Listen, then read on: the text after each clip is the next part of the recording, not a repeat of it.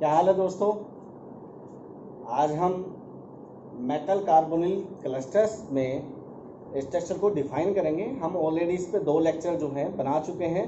आप उनके लिंक जो है डिस्क्रिप्शन बॉक्स में फाइंड आउट कर सकते हैं। हमने सीखा था कि हमने बताया था कि जो मेटल कार्बोनिल क्लस्टर्स होते हैं वो 2 तरह के होंगे। एक हायर न्यूक्लियरिटी कार्बोनिल कॉम्प्लेक्सेस, एक होगा लोअर न्यूक्लियरिटी कार्बोनिल कॉम्प्लेक्सेस। लोअर न्यूक्लियरिटी को हम बहुत पहले डिफाइन कर चुके हैं, उसकी भी वीडियो आप डिस्क्रिप्शन बॉक्स में फाइंड आउट कर सकते हैं। अब हमने स्टार्ट किया था कि हायर न्यूक्लियरिटी कार्बोनिल कॉम्प्लेक्सेस की स्ट्रक्चर क्या होती हैं और उनकी स्ट्रक्चर को कैसे डिफाइन किया जाता है, कैसे डिटरमाइन किया जाता है।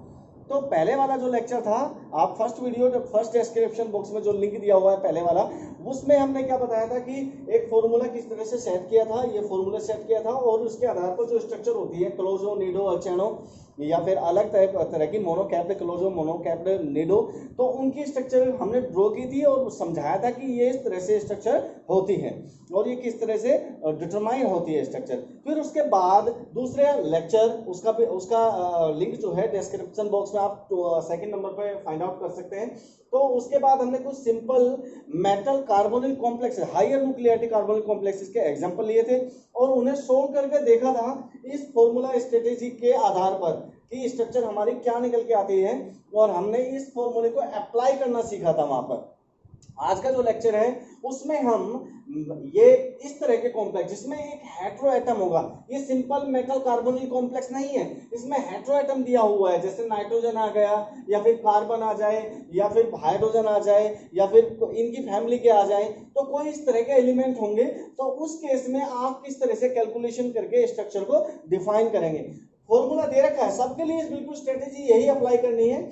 बस वो थोड़ा सा जो है चीजों को आसान बनाने के लिए मैंने एग्जांपल कुछ डिस्कस कर रहा हूँ। फिर कुछ प्रॉब्लम है जो आपको एक जो है लेक्चर के बाद आप जो है इन्हें कैलकुलेट कर सकते हैं अपनी प्रैक्टिस के लिए, और अच्छा होगा कि आप प्रैक्टिस करके आप इनका जो है आंसर कमेंट बॉक्स में डाल दें। चलिए खैर, तो हमने क्या कहा था कि कोई मेटल कार्बोनिल क्लस्टर आपको दिया होगा और हायर न्यूक्लियरिटी और आपको उसके स्ट्रक्चर को डिटरमाइन करना है। तो ये फॉर्मूला दिया हुआ है, तो इसके स्ट्रक्चर को किस तरह से डिटरमाइन करेंगे। सबसे पहले आपको TC निकालना है, टोटल इलेक्ट्रॉन काउंट निकालना है, और वो निकालने का तरीका आसान है, वो बता रखा है मैंने आपको।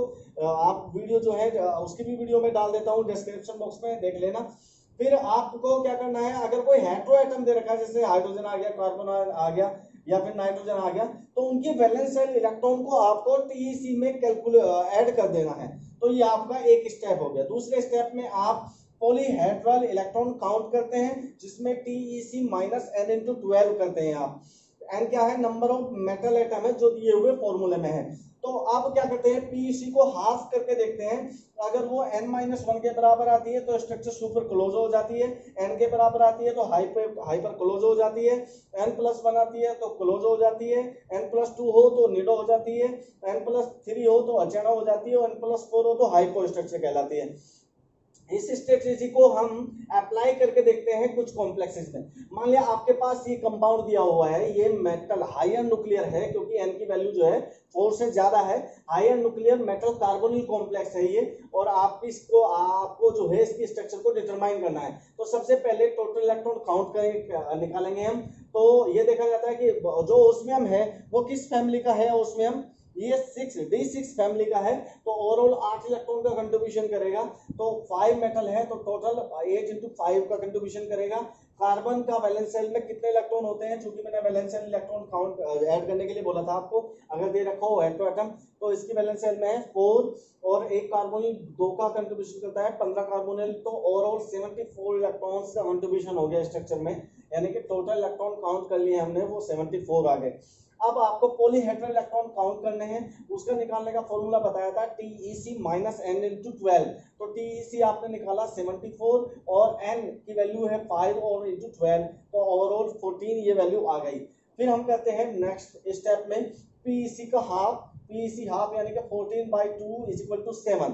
अब इस 7 को आपको इस तरह से अरेंज करना है, इस तरह से सेट करना है कि ये कुछ इस तरह से नजर आए, n+1, n+2 या n+3, n+4 या n-1। n क्या है, number of metal atom in A given formula, समझ गए। तो आपके पास n की वैल्यू है 5, तो 7 को आप कैसे लिख सकते हैं, 5 + 2। यानी कि ये n+2 हो गया, और n+2 जब आएगा तो स्ट्रक्चर कैसी हो जाएगी आपकी, निडो। तो ये एक निडो स्ट्रक्चर है। अब इसकी स्ट्रक्चर कैसी होती है निडो की, वो आप डिस्क्रिप्शन बॉक्स में जो फर्स्ट लिंक है उसमें मैंने इसकी स्ट्रक्चर को ड्रॉ करके दिखाया हुआ है, तो आप वहां से वॉच कर सकते हैं उस स्ट्रक्चर को कि किस तरह की होती है निडो स्ट्रक्चर। आइए दूसरा एग्जांपल डिस्कस करते हैं। एक एग्जांपल और दिया हुआ है Fe4 CO का होल 12 CO2 नेगेटिव। आपको TEC निकालना है पहले। TEC Fe किस फैमिली का होता है, Fe क्या हो जाएगा, ये Fe है, Fe होता है D6 फैमिली का हो जाएगा। आई मीन एक मिनट रुकिए, तो D6 तो ये 8 आना चाहिए इसका कंट्रीब्यूशन। तो मैं एक मिनट, अगर मैं 9 ले रहा हूँ यहाँ, तो ये कोबाल्ट ले लीजिए यहाँ पर, अगर मैं ना, क्योंकि कोबाल्ट के लिए 9 का कंट्रीब्यूशन होगा, क्योंकि D7 फैमिली का हो जाएगा, D7 और S2, तो ओवरऑल 9 इलेक्ट्रॉन का कंट्रीब्यूशन हो जाएगा। चलिए खैर, तो मान लिया ये हो जाएगा, ये कॉम्प्लेक्स। तो ये कितना हो गया, मैं इसकी कैलकुलेशन को सही देख लेते हैं, कभी गलत हो, इसकी कैलकुलेशन में मिस्टेक आ रही हो। तो आप 9 चौक 36 प्लस 12 यानी कि 2 का कंट्रीब्यूशन करेगा एक कार्बोनिल, 12 कार्बोनिल करेंगे, 12 दूनी 24 का कंट्रीब्यूशन, और 2 नेगेटिव है यहाँ पर, तो इसलिए मैंने 2 और ऐड कर दिए ये वाले, और 4 कार्बन की वजह से ऐड करे हैं, तो 4 2 6, तो ओवरऑल कितना आ गया 30 और 66 आ गया ये, राइट, ये कितना आ गया 66। तो ओके, तो आप ऐसा करें Fe ही ले लें यहाँ पर, ताकि मैं इसलिए कर रहा हूँ ताकि स्ट्रक्चर सही से बनी रहे, ठीक है। तो आप यहाँ D6 ले लेंगे, तो ये 8 इलेक्ट्रॉन का कंट्रीब्यूशन हो जाएगा, 8 चौक 32 कर लीजिए यहाँ पर। अब स्ट्रक्चर कितनी हो जाएगी, 62 आ जाएगी। अब ये वैल्यू ओवरऑल 62 आ गई है, ठीक है ना। तो अब क्या हो जाएगा, PEC is equal to 62 minus n into 12, और TEC माइनस होता है ना, तो TEC की वैल्यू है 62 माइनस n की वैल्यू है 4 12, तो ओवरऑल 14 इलेक्ट्रॉन्स आ गए आपके। तो 14 को अब आपको कैसे करना है, PEC half is equal to 14/2। आप ये इलेक्ट्रॉन्स आए हैं, बाई 2 क्यों करते हैं, ताकि हम लोन पेयर बना सके। लोन पेयर को हम बॉन्ड कैलकुलेट करेंगे, कितने बॉन्ड बनाएगा वो, समझ गए ना, तो इसलिए हाफ से डिवाइड करते हैं हमेशा। तो 7 लोन पेयर आ गए, तो आप इसे सेट कर सकते हैं n+3, n की वैल्यू चूंकि 4 है, तो 4 + 3 इज इक्वल टू 7 होता है, यानी कि n+3 टाइप की स्ट्रक्चर है, और n+3 क्या होती है, अर्चेनो स्ट्रक्चर होती है, समझ गए ना। ऐसे ही एक अनदर एग्जांपल ले लेते हैं, Ru5NCO का होल 14 1 नेगेटिव। तो Ru, अब इसके लिए TEC निकाल लेते हैं। TEC इक्वल टू हो जाएगी, 8 फैमिली का है, 8 इलेक्ट्रॉन का कंट्रीब्यूशन करता है, तो 8 × 5, नाइट्रोजन कंट्रीब्यूशन करेगा 5 इलेक्ट्रॉन्स का, एक कार्बोनिल 2 का करती है, 14 कार्बोनिल है तो 28 का करेगा, एक नेगेटिव का चार्ज है तो एक ऐड कर दीजिए, और ऑल TEC आ गई आपकी 74। फिर आप करते हैं PEC निकालते हैं, PEC equal to TEC minus n into 12, तो ये वैल्यू आ जाएगी आपके पास 14। फिर आप लोन पेयर काउंट करते हैं, PEC/2 करते हैं, यानी कि 14/2 यानी कि 7, और 7 को आप किस तरह से दिखा सकते हैं, n की वैल्यू है 5, तो 5 + 2, तो ये 5 + 2 फैमिली का है, यानी कि 5 + 2 कहाँ पर है, ये निडो फैमिली का है, यानी कि निडो टाइप की स्ट्रक्चर होगी, ये निडो स्ट्रक्चर होगी, इस फॉर्मूले की, इस कंपाउंड की स्ट्रक्चर जो है वो निडो होगी। ये कुछ आपकी प्रैक्टिस के लिए कुछ दिए हुए हैं, आप इन्हें आराम से कैलकुलेट करें, इस स्ट्रेटेजी को बहुत आराम से प्लान करें, बनाएं इसे, और एक एक फॉर्मूले को जो है सिस्टमेटिकली जैसे मैंने सोल्व किया, आप इसे अपने प्रैक्टिस में लाएं तो आसान हो जाएगा। इस तरह के क्वेश्चन बहुत आते हैं कंपटीशन एग्जाम में, ठीक है।